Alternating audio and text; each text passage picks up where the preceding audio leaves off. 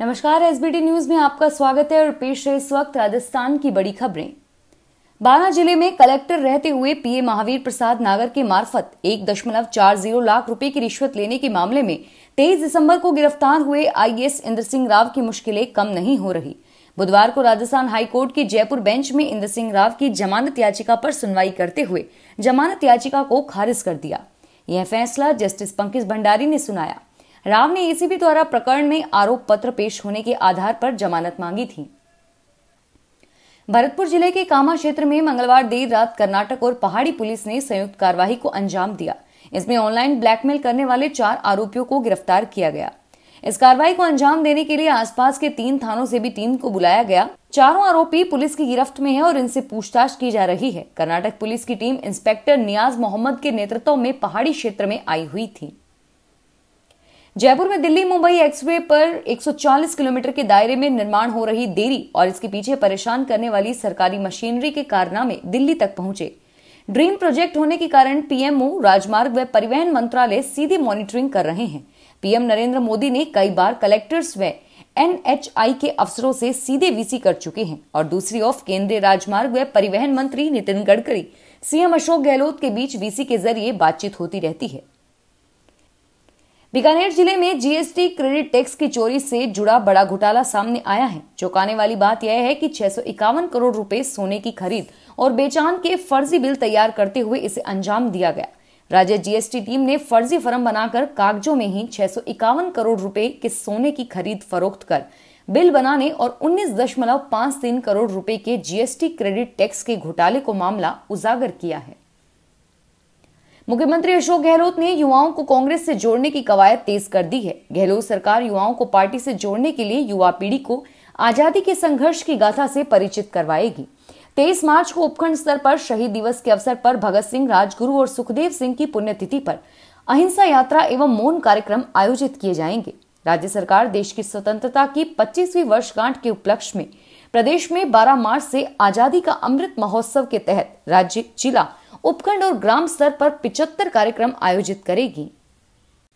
जयपुर के वैशाली नगर में 14 दिन पहले जमीन से 10 फीट नीचे दूसरे मकान से 26 फीट की सुरंग खोदकर डॉक्टर सुनीत सोनी के घर से 540 किलो चौंधी चोरी करने के आरोप में पुलिस मुख्यालय ने जांच बदलकर अब एसओजी को सौंप दी है। मंगलवार को डीजीपी एमएल लाठर ने जांच बदलने के आदेश जारी किए। 24 फरवरी को वैशाली नगर में 26 फीट लंबी सुरंग खोदकर डॉक्टर के घर से 540 किलो चांदी चोरी का खुलासा हुआ था। इस मामले में पुलिस अब तक 10 लोगों को गिरफ्तार कर चुकी है। इसमें प्लॉट मालिक, सुरंग खोदने वाले मजदूर और ड्राइवर हैं। राजस्थान पुलिस की कांस्टेबल भर्ती 2019 के 5438 पदों पर नियुक्ति के मामले में राज्य सरकार व निजी पक्षकारों ने अपील दायर कर एकल पीठ के 24 फरवरी के आदेश को खंडपीठ में चुनौती दी है। दरअसल एकल पीठ ने कांस्टेबल भर्ती की जिलावार मेरिट बनाने को राजस्थान पुलिस एक्ट 2009 व राजस्थान पुलिस अधीनस्थ सेवा नियम 1989 का उल्लंघन मानते हुए इसे गलत बताया था और साथ ही डीजीपी को निर्देश दिया था कि वे भर्ती परीक्षा में शामिल हुए अभ्यर्थियों की एक ही राज्यवार मेरिट लिस्ट बनाए और इसके बाद उसे डीजीपी से स्वीकृत करवाया जाए। प्रदेश में बेलगाम हो रहे भ्रष्टाचार के बीच कोटा में पुलिस और सरपंच ने एक ही परिवादी से अलग अलग मामलों में रिश्वत मांग कर डाली।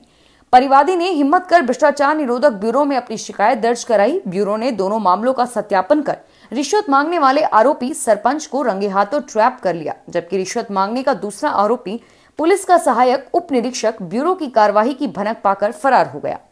ब्यूरो ने रिश्वत के इस खेल में पुलिसकर्मी के दलाल को गिरफ्तार कर लिया और इस कार्रवाई के बाद एएसआई को निलंबित कर दिया गया है। अब आपको रेलवे से संबंधित किसी भी तरह की शिकायत हो या कोई जानकारी लेनी हो तो एक ही नंबर 139 डायल करना है। बता दें कि रेलवे ने अपना हेल्पलाइन नंबर बदल दिया है, इसलिए अब किसी भी तरह की जानकारी के लिए 139 नंबर ही डायल करना होगा। रेलवे के मुताबिक यात्रियों की सुविधा के लिए रेल हेल्पलाइन नंबरों की जगह अब 139 नंबर जारी किया है। अब जोनल रेलवे 139 के अलावा अब कोई भी नया हेल्पलाइन नंबर या शिकायत नंबर जारी नहीं करेगा। बीजेपी के प्रदेश अध्यक्ष सतीश पूनिया के उदयपुर दौरे की एक तस्वीर सोशल मीडिया पर जमकर वायरल हो रही है। इस तस्वीर को लेकर बीजेपी के विरोधी सहित मेवाड़ अंचल के लोग पार्टी को निशाने पर ले रहे हैं। यह तस्वीर उदयपुर के वल्लभ नगर क्षेत्र की है, जहां बीजेपी प्रदेश अध्यक्ष सतीश पूनिया 2 दिन पहले युवा सम्मेलन में शरीक होने पहुंचे थे और वहां मंच पर मौजूद अतिथियों को वीर शिरोमणि महाराणा प्रताप की तस्वीर भेंट की गई थी। इन तस्वीरों को ग्रहण करने के बाद उसे पुनः मंच पर ही बैठे हुए अतिथियों के पैरों के पास रख दिया गया था। Hindaun city multinational online retailer e commerce company के 50 लाख रुपए के सामान से भरे ट्रक को एक माह पहले आगरा से चोरी करने के मामले में 4 बदमाशों को उत्तर प्रदेश पुलिस ने गत दिवस नई मंडी थाना क्षेत्र में अलग अलग स्थानों से दबोच लिया। आरोपियों की निशानदेही पर महवा रोड स्थित मिस्त्री मार्केट के एक कबाड़ी के गोदाम से चुराया गया अधिकांश सामान भी बरामद कर लिया गया है। यूपी पुलिस आरोपियों के साथ बरामद किए गए सामान को अपने साथ ले गई। राज्य सरकार की ओर से अभी तक नगर विकास न्यास में अध्यक्ष पद पर राजनीतिक नियुक्ति नहीं की गई है और इस बीच जैसलमेर में न्यास की एक और आवासीय योजना को सरकार ने मंजूरी प्रदान कर दी है। सरकार ने 390.17 बीघा भूमि पर आवासीय योजना प्रस्तावित करते हुए इस जमीन की 4 दीवारी के लिए योजना को अधिसूचित कर दिया है। इस योजना में आवासीय भूखंडों के अलावा पर्यटन व्यवसाय से जुड़े प्रतिष्ठानों की स्थापना के लिए भी जमीन मुहैया करवाई जाएगी। और वहीं यूआईटी की ओर से पूर्व में प्रस्तावित की गई स्वामी विवेकानंद आवासीय योजना अब पाइपलाइन से बाहर आ गई तथा आने वाले महीने में इसके लिए संभवतः आवेदन लिए जाएंगे। जैसलमेर के पर्यटन जगत होटल एवं रिजॉर्ट्स व्यापारियों के साथ ही जैसलमेर आवागमन करने वाले यात्रियों व पर्यटकों के लिए अच्छी खबर है और वह यह है कि दिल्ली जैसलमेर दिल्ली और अहमदाबाद जैसलमेर अहमदाबाद विमान सेवाएं जारी रहेगी। विमान सेवाओं का संचालन करने वाली कंपनी स्पाइस जेट ने विमान यात्रियों की पर्याप्त उपलब्धता बरकरार रखने के कारण जिला प्रशासन की पहल पर जैसलमेर विकास समिति तथा पर्यटन व्यवसायियों के अनुबंध की बैंक गारंटी राशि वापस अदा कर दी है। पाली के पुनायता औद्योगिक क्षेत्र में एक कपड़ा इकाई रोटेशन व्यवस्था के कारण सोमवार और मंगलवार को बंद रहनी थी। इसके बावजूद इकाई संचालित होने की शिकायत मिलने पर प्रदूषण नियंत्रण मंडल की टीम ने मौका मुआयना किया।